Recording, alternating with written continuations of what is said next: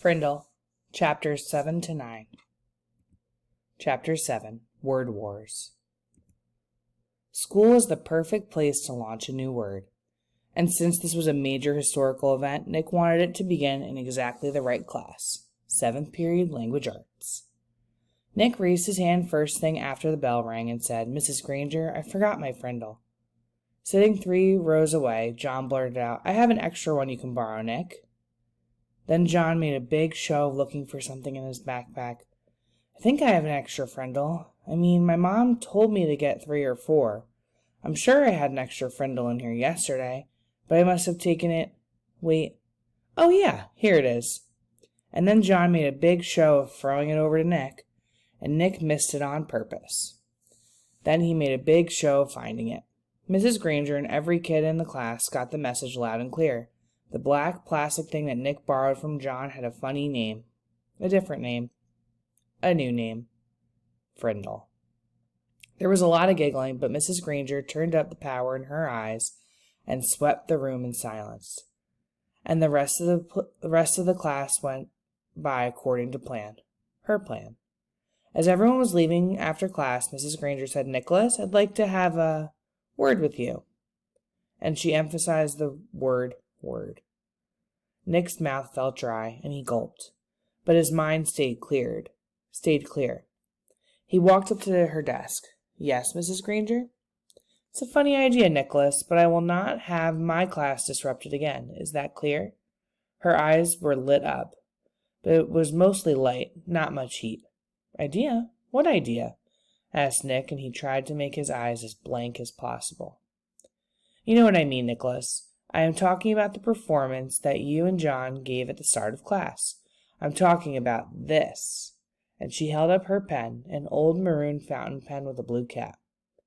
"But I really didn't have a Frindle with me," said Nick, amazed at his own bravery. And hiding behind his glasses, Nick kept his eyes wide and blank. Mrs. Granger's eyes flashed and then narrowed, and her lips formed a thin, hard line. She was quiet for a few seconds, and then she said, "I see. Very well. Then I guess we have nothing more to discuss today, Nicholas. You may go."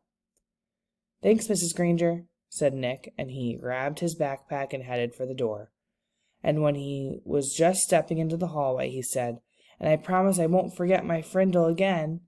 Bye." Chapter 8, Mightier Than the Sword. 2 days later, the photographer came to class pictures. The 5th grade picture would be taken last, right after lunch. That gave Nick and his secret agents plenty of time, and they whispered something into the ear of every 5th grader. All the individual pictures had been taken, and finally it was time for the group picture. Everyone was lined up on the auditorium stage. Everyone's hair looked great, and everyone was smiling. But when the photographer said, "Say cheese," no one did. Instead, every kid said, "Frindle," and they held one up for the camera to see. The photographer was out of film, so that shot was the only 5th grade group picture he took. 6 of the 5th grade teachers were not pleased, and Mrs. Granger was furious. No one had really wanted to make the teachers mad. It was just fun. It also got all the kids in school talking about the new word.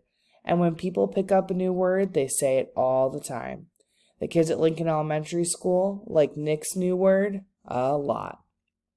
But not Mrs. Granger. The day after the class picture, she made an announcement to each of her classes, and she posted a notice on the main bulletin board by the office. "Anyone who is heard using the word Frindle instead of the word pen will stay after school and write this sentence 100 times. I am writing this punishment with a pen. Mrs. Granger." But that just made everyone want to use Nick's new word even more. Staying after school with the lone Granger became a badge of honor. There were kids in her classroom every day after school. It went on like that for a couple of weeks. One day near the end of 7th period, Mrs. Granger asked Nick to come talk to her after school. "This is not a detention, Nicholas. I just want to talk."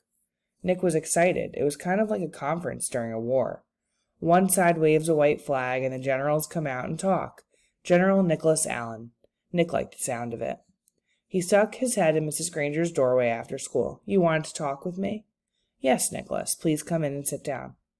When he was settled, she looked at him and said, "Don't you think this Frindle business has gone far enough? It's a disruption to the school, don't you think?" Nick swallowed hard, but he said, "I don't think there's anything wrong with it. It's just fun, and it really is a real word. It's not a bad word, just different, and besides, it's how words really change, isn't it? That's what you said." Mrs. Granger sighed. "It is how a word could be made up brand new, I suppose. But the word pen, should it really be replaced by that other word?" "The word pen has a long, rich history. It comes from the Latin word for feather, penna, and it started to become our word pen because quills from feathers were some of the first writing tools ever made. It's a word that comes from somewhere. It makes sense, Nicholas." "But Frindle makes just as much sense to me," said Nick. "And after all, didn't somebody just make up the word penna, too?" That got a spark from Mrs. Granger's eyes, but all she said was, "Then you're not going to stop this?" And Nick looked right in her eyes and said, "Well, me, and I mean a bunch of my friends, and I took an oath about using the word, and we have to keep our promise. And besides, I don't think there's anything wrong with it. I like my word." Nick tried to look brave, like a good general should.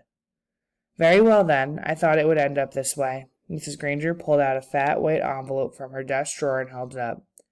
"This is a letter I have written to you, Nicholas." Nick held out his hand, thinking she was going to give it to him, but she didn't. "I'm not going to send it to you until all this is over.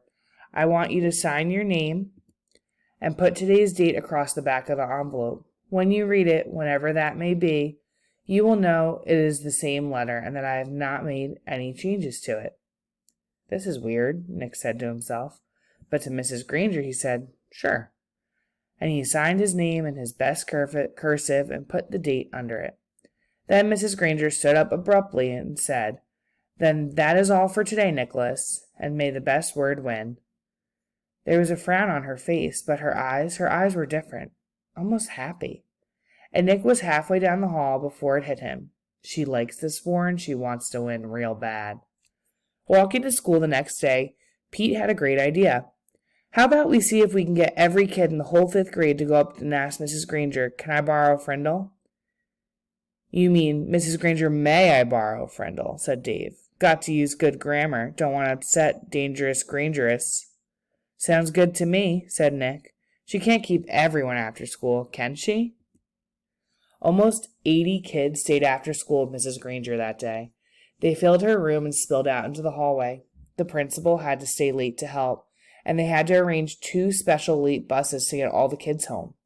And the next day, all 5th graders did it again, and so did a lot of other students, over 200 kids.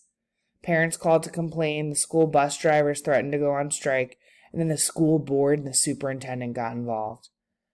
And about this time, the principal of Lincoln Elementary paid a little visit to the home of Mr. and Mrs. Allen.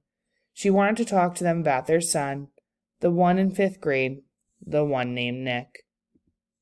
Chapter 9. Chess.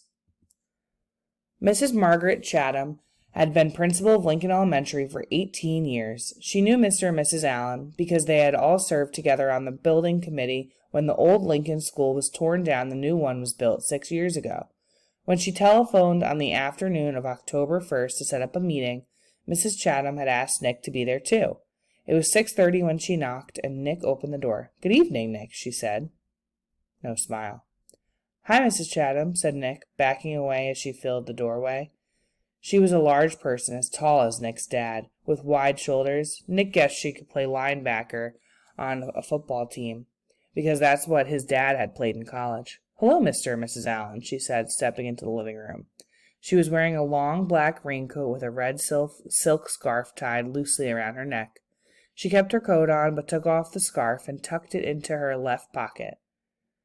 She shook hands stiffly with both of Nick's parents before sitting down on the chair to the left of the couch. Nick's mom and dad sat on the couch, and Nick sat on the rocking chair that faced Mrs. Chatham across the low coffee table. "This is not an easy visit for me. We are having some trouble at school, and it appears that Nick is in the middle of it." Then, while Nick's parents listened, Mrs. Chatham laid out the story as she saw it, Nick encouraging the other kids to use his new word, Mrs. Granger forbidding it, The ruined fifth grade class picture, hundreds of kids staying after school, and a general feeling that there was a rebellion at school with no one respecting the rules anymore. Nick watched his mom and dad while Mrs. Granger talked, looking from one face to another. His dad was listening carefully, nodding and frowning. He looked embarrassed about the trouble. But his mom looked kind of annoyed. And when Mrs. Chatham finished her story, Nick's mom was the first one to speak. But doesn't this all seem like a lot of fuss about something pretty silly? Nick sat quietly, but in his mind he shouted, "Hurrah for Mom! Hurrah for mothers everywhere!" His mom wasn't annoyed with him. She was annoyed with Mrs. Granger, and maybe even annoyed with Mrs. Chatham. This was getting very interesting. Mrs. Allen was still talking to the principal. I mean, is there really any harm in the children making up a funny word and saying it? Does there have to be a rule that a word like this may not be used? Mrs. Chatham sighed and said, "Yes, I suppose it does seem silly, but Mrs. Granger thinks that it's rather like keeping children from saying ain't. There have to be standards. That's why we have dictionaries, and really the problem isn't so much the word itself. It's the lack of respect for authority." Mr. Allen said, "Mrs. Granger's right about that. There have to be standards. We can't have kids walking around saying ain't, can we?" And that's when Nick piped in. "You know that big dictionary in Mrs. Granger's room? The word ain't is right there in the book. I looked it up, and there it was. I don't see why I can't use a word if it's in the dictionary. Mrs. Granger even said that her big dictionary was the law." Nick looked up from face to face to face. That stumped them all. He had just launched a first-class thought grenade. "Well, yes, but, well, as I said, the word ain't and even the word Frindle, these are not the real issue here," said Mrs. Chatham. Mrs. Allen said, "Well, I think the real issue is Mrs. Granger's reaction to a harmless little experiment with language. It's an overreaction, don't you think so, Tom?" Mrs. Allen looked at her husband. It was Mr. Allen's turn to look from face to face to face. He was lost. "Yes, well, sure, I guess so. I mean, it's not like anybody's been hurt. It's not like vandalism or stealing or something like that." His sentence trailed off, and he rubbed his chin and stared thoughtfully through the window on the wall behind Mrs. Chatham. And while the three grown-ups sat there in an uncomfortable moment of silence, Nick had a sudden vision of what was really going on here. It was a chess game, Nick against Mrs. Granger. Mrs. Granger had just tried to end the game by using her queen, Miss Chatham in her black raincoat, the Black Queen. Nick didn't know until the attack was underway, but he had a powerful defender of his own, good old Mom, the White Queen. And the game was not over. It would go on until there was a winner and a loser. Mrs. Chatham didn't stay much longer. There was a little more talk back and forth across the chessboard about how children have a right to explore new ideas and the importance of respecting teachers and the work they do, and everybody needing to keep up with standards and make school a safe place to learn. Then Mr. Allen offered Mrs. Chatham some coffee and banana bread, but she said, "No thanks, I really must be going now." She thanked Nick's parents, and they thanked her. Nick opened the door and said, "Good night, Mrs. Chatham." Then the Black Queen put on her red scarf and walked off into the October twilight. "Nick, I think we'd better talk a little more about this," said his mom, sitting back down on the couch. "If I find out that you have been disrespectful to Mrs. Granger or any other teacher at school, then you will really be in big trouble." "I haven't been disrespectful, honest. I did get everybody started using my new word, but like you said, it's not hurting anybody. And I'm sorry if me and Dave and Pete got everybody to ask Mrs. Granger to borrow a Frindle. That was mean, I guess. But she started it by making kids stay after school and write 100 sentences for just saying my word once. All the kids like to use my word. It's just fun, that's all." "Well," said Nick's dad, "if it gets everyone upset and makes the principal come talk to your mother and me, then it must not be fun for everybody, is it? And I think you should just tell all your friends to knock it off right now. I mean tomorrow." Nick shook his head. "I can't, Dad. It won't work. It's a real word now. It used to be just mine, but not anymore. If I knew how to stop it, I think I probably would, but I can't." And Nick looked at both their faces to see if that idea was sinking in. It was. "Like I said, I won't be disrespectful, but I do like my word. And I guess now we're just going to have to see what happens." And the chessmen, Nick's king and queen, had to agree. The game would go on.